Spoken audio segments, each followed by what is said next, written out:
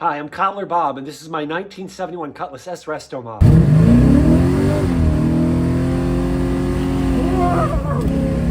In today's episode, I finally get to drive it. I get a lot of the bugs worked out, and I got my first successful trip with the 482 cubic inch big block Olds. All right, so let's go. So in the last episode number 32, with the 482 cubic inch aluminum headed big block Oldsmobile, the first problem, which was the oil consumption, got solved. We found out it was a warped intake manifold. So I finally got that sealed up tight, and then it led to a new problem, which was actually a pesky oil leak. I thought the oil leak was coming from the oil cooler lines, but it wasn't. It was dripping down from the back of the intake manifold where it meets the block. So I actually wound up having to sand the back edge and the front edge of the sealing surface of the intake manifold because the powder coating wasn't letting the RTV stick. So I got that all sealed back up and also put in the torque converter that I had to send back to Ultimate Converter Concepts. This is a custom built $1,900 almost 10.5 inch single disc lockup torque converter from Ultimate Converter Concepts, but it was leaking through the weld in the case between the front hub and the front half of the torque converter there. So installed that. Everything sealed. No more power steering leaks, no more coolant, no more oil, no more transmission fluid leaks. And I went a total of 2.9 miles down the road, and it just died on me. I wound up having to have it towed home, and it appears to be low fuel pressure. This is where we pick up today's episode.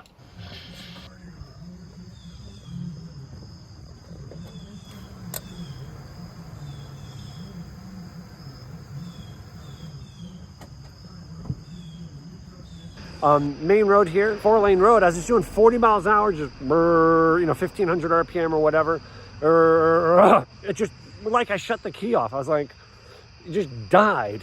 Pulled over to the side of the road, and there is, I know you can't see it, but there's a fuel pressure regulator on the fender well, so I can't monitor fuel pressure while I'm driving. But when you turn the key on, it does hit the fuel pump for 5 seconds. And it was set at 58, 59 PSI per the Holley instructions. And I was only seeing like 30 PSI. So it's got a full tank of 93 octane. It's either clogged fuel filter, which is unlikely because the fuel tank, the fuel lines, everything is new. But it's either a clogged fuel filter or more likely a bad, pretty new fuel pump. I probably have, I don't know how many miles, less than 500 miles on the EFI system. So unbelievable. Just, I don't know. I don't have words. So frustrated. Fuel filter is out. Speed flow. That's the in. Which side did I have in my mouth?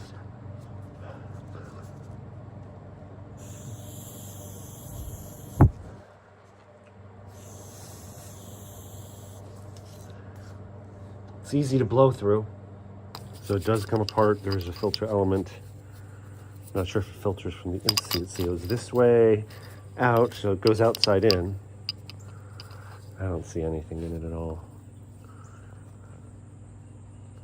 And it looks fine to me. I think it's a pump.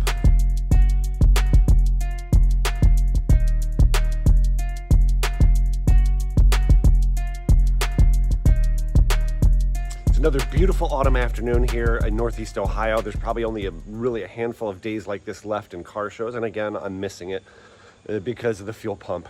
Or I hope it's because of the fuel pump. So let me show you what I've done here, because there's a couple things. What I did to put the fuel pump in here was, like electrically and, fuel-wise sound, but not serviceable. So let me show you how I'm going to make it more serviceable. So you see that spot right there. That recession obviously is where the pump goes, the round hole.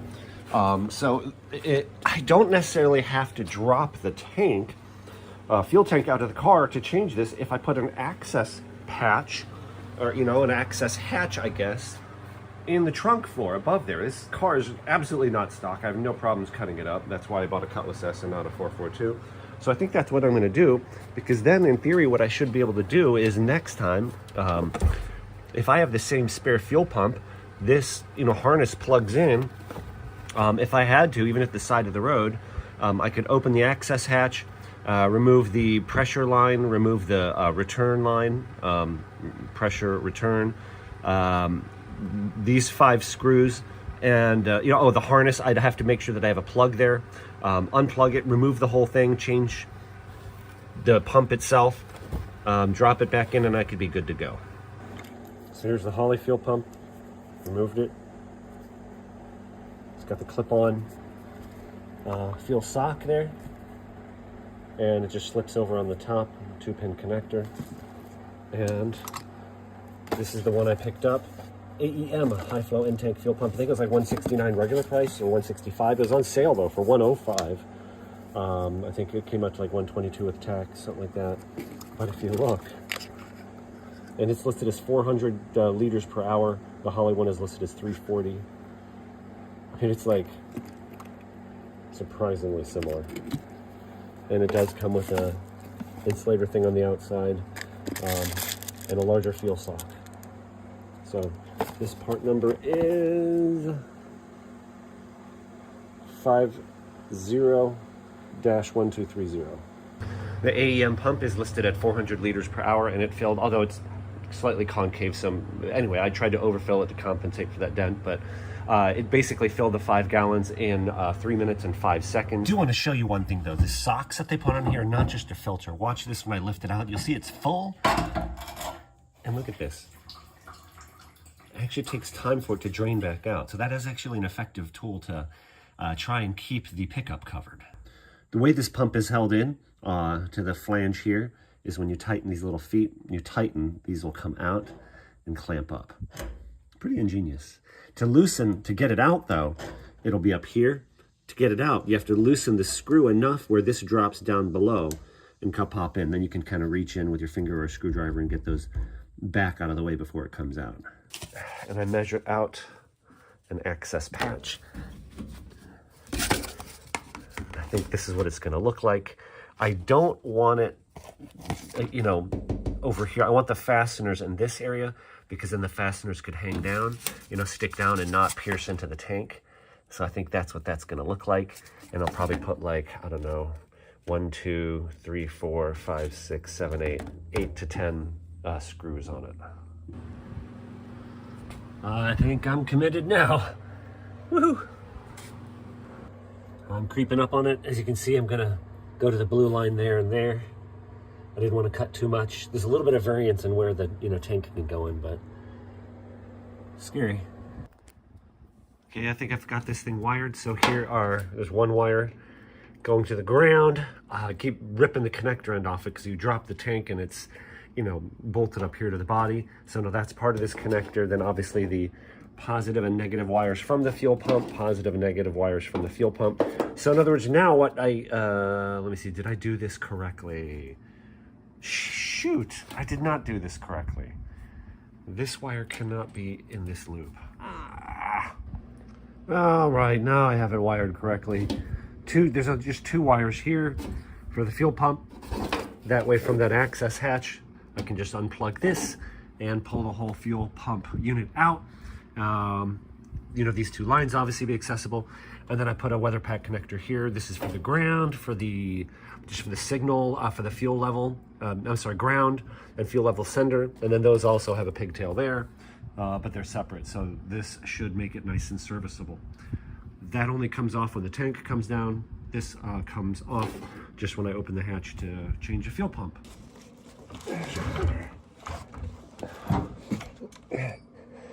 Getting too old for this shit. All right, there's where it lands. I think that's gonna work. All right, I just gotta get the lines and stuff in place, but man, that's gonna work. Whew, okay, I think I got it. And look at that, you got wrench clearance, 11/16, pressure line, return line, and maybe a little bit too much wire, but that's okay. Yeah, I think it works. And I'll just, so this get tucked down in here. I think I like this routed. There we go. I think that'll be good. Well, and then here's the cover. Which way does it go again? I should label this. I think I'm gonna write on it like fuel pump or something like that. See if we can find the rest of that lettering I have. And then I can do that. Make sure the wires aren't gonna get pierced. And I think they're gonna be just fine. All right, there it is. And there we go, huh?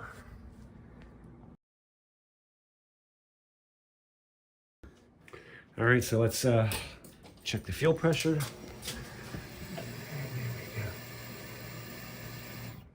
And I know it wasn't focused, but it was at 60, so we're good. Fuel pump is fixed. So I don't have much spare fuel left, but I've got the pump there. I'll turn it such that the sock is, you know, mainly submerged. Got this little, this thing actually jump starts cars, by the way, okay? So don't let the size fool you. And let me hook up the positive, negative hooked up. Let me turn this thing on. And you can see, even though it's not completely covered here, it is pumping. So the pump is not bad. So I don't think the pump is completely bad. The pump won't produce the pressure it did when it was new. It was down to 30 PSI, but I don't think that's what actually caused the car to stop running. I now do have the new fuel pump in the car and it won't start, won't even sputter. So something else is actually causing the problem. It's actually spark. I was on the phone with the Holley Tech line, first with the Holley Tech guy, then he sent me over to the MSD Tech guy for about an hour and a half, including wait hold times. But let me show you what I learned from them about the Holley. Now, so here's the gauge setup. When you turn the key on, hear the fuel pump. It does sound more robust than it did before. Hits the fuel pump for 5 seconds. I do have 60 PSI now. When I go to here and you go to monitor, multi-gauge, vitals, this would be like your standard screen here. Do you notice there, it says stall. That's normal. Now watch, when I crank, what should happen is for a split second, it should go to cranking and then actually register the RPM, 140, 180 RPM or whatever.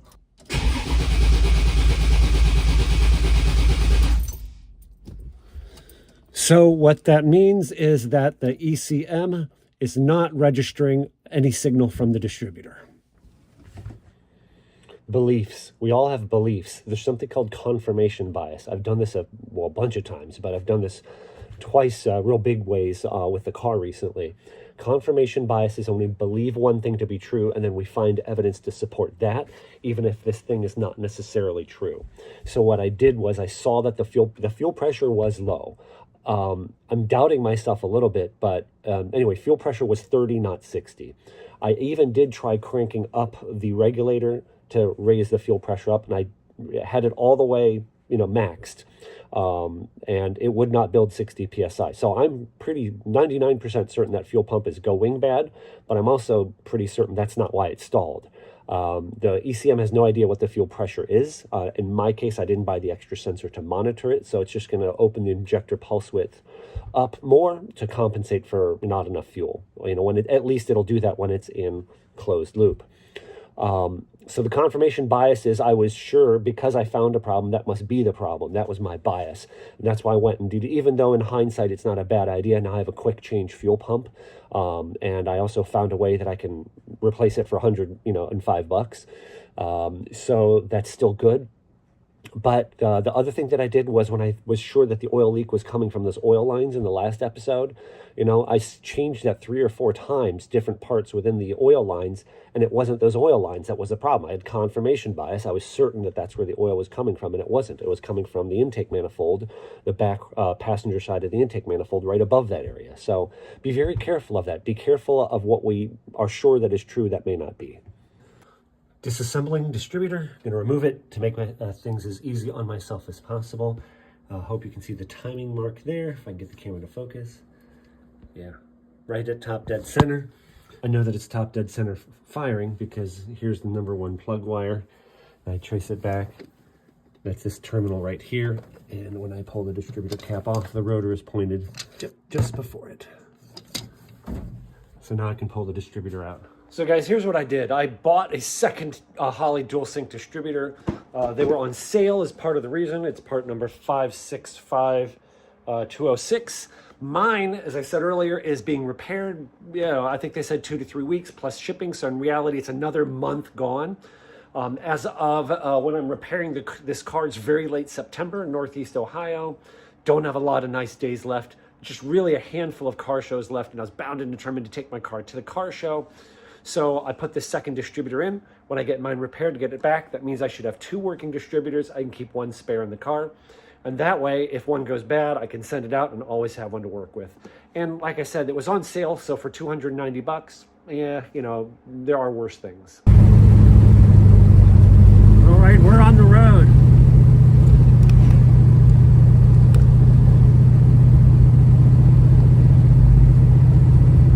It's running rough, especially at idle.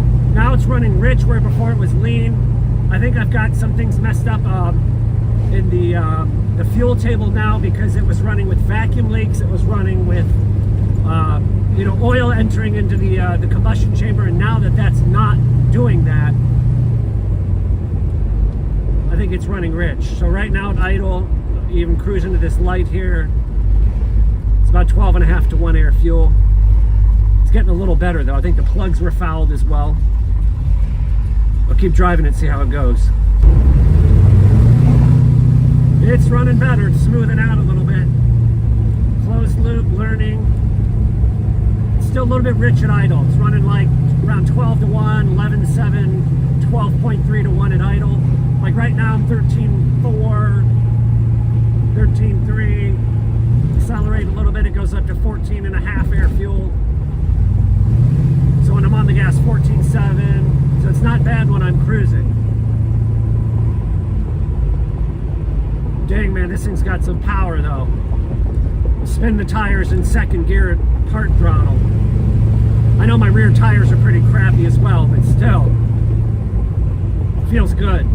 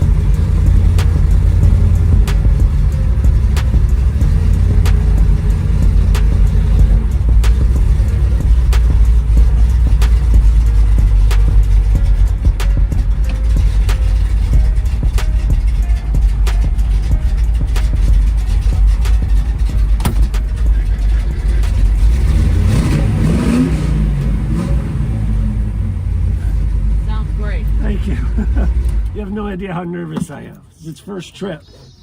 Imagine how he feels. Right, yeah, some idiot like me, right? Trying to park. This is actually the car's first like real trip here with this motor. Hey guys, first time this year, first time for this motor. Actually made it somewhere. I'm at Ravenna. I guess they do this every Wednesday night out here in Ravenna, Ohio at the A&W root beer stand, right? And got a parking spot right next to a 65 442. Doesn't get much better than that. Look at this beautiful 1965 442. And let's look at the bodywork on this thing. It's gorgeous. They obviously did a lot of work on this car. Oh, look at that bodywork. What I want to show you though is the sight down the side of this thing. It's awesome. Look at that. Look how nice and straight that is. Gorgeous, gorgeous car. 65. 64 was the first year for the 442. If you notice these earlier years, they're a little plainer, a little more subtle. 400, 4-speed. Few, you know, obviously modifications to it. Torquer intake, aftermarket carburetor. Was that metal block, I think, and some headers. So, gorgeous car. I'm so happy to eat a hamburger here at an A&W before. I can tell you that. So it's really gratifying just being here. My nerves were like, well, you know, through the roof, but calming down a little bit. And I can't wait to just go grab a chair, sit down, and eat.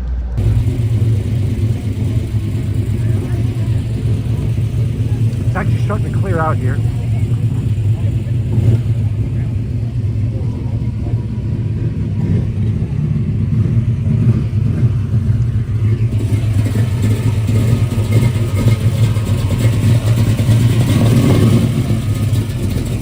Oh, wow, that thing.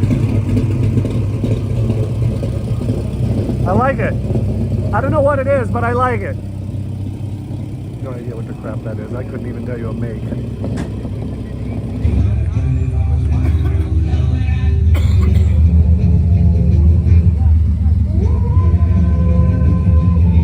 There we go. We got another Oldsmobile here. 57. Just an 88, or they didn't call them Delta or whatever. It was just an old Rocket 88. Wow. It's beautiful. Oh, look at that French antenna. Oh, oh, oh.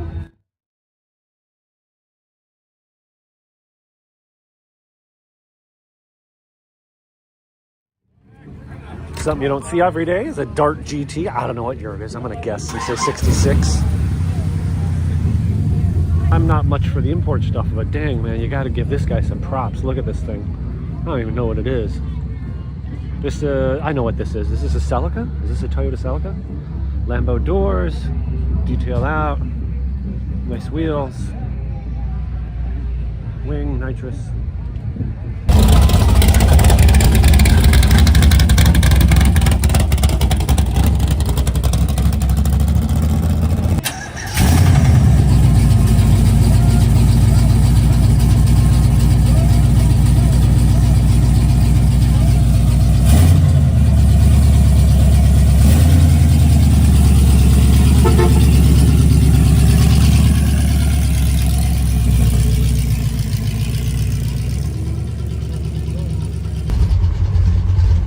Time to leave the show. It's about sundown here. I think I'm going to take the highway home, get it in overdrive. She started back up, so far so good. At least half the trip was successful so far. It is running a little bit rich here at idle. It's a little bit cold. What do we got coolant temperature? 155, yeah, 157 coolant, so. Yeah, she sounds from the outside.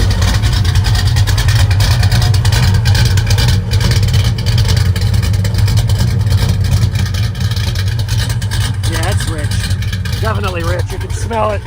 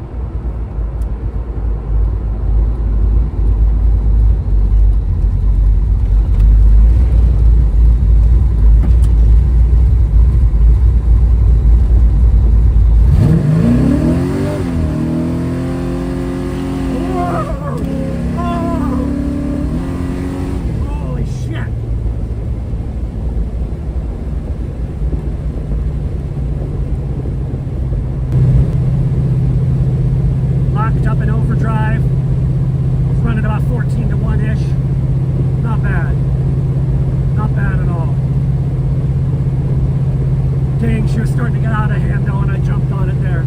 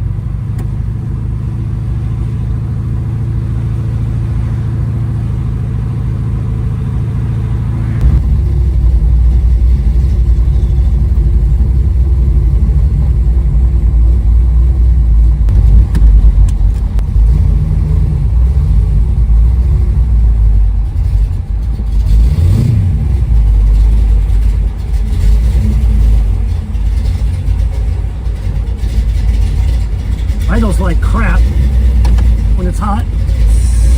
Definitely lean, but woo, we made it. Holy smokes, man. Drives pretty nice, like really nice on the highway. Air fuel is just awesome on the highway. Very smooth. Idle when it's, well, the idle in general just kind of sucks, especially when you come down to a stoplight, it wants to die. There's something called idle air control. That's like how much air does it bypass when you let off the throttle and the throttle blade's closed. So there's a lot of adjustment that it needs, but full throttle is pretty good. Upper end, I didn't push it really hard except maybe once, but it was about 13, high 12s, low 13 to 1, mid 13s when I jumped on it. So I didn't want it to go lean and damage anything, but dang man, this thing's fast. It's fun. And I'm sure as you can guess, I am back home in my own garage. It made it. It made it. This is awesome. Oh my gosh, just all summer been waiting for this. I thought this was going to happen last year, but I finally made it. Like I said, it needs some work. One of the LEDs in my oil pressure light died, but tachometer still doesn't work, but you know, major stuff is there. So I couldn't be happier right now, and I appreciate you guys that follow along. You guys know the drill. Hit that like button if you want, don't if you don't. Thank you guys so much. God bless you guys, and have an amazing day.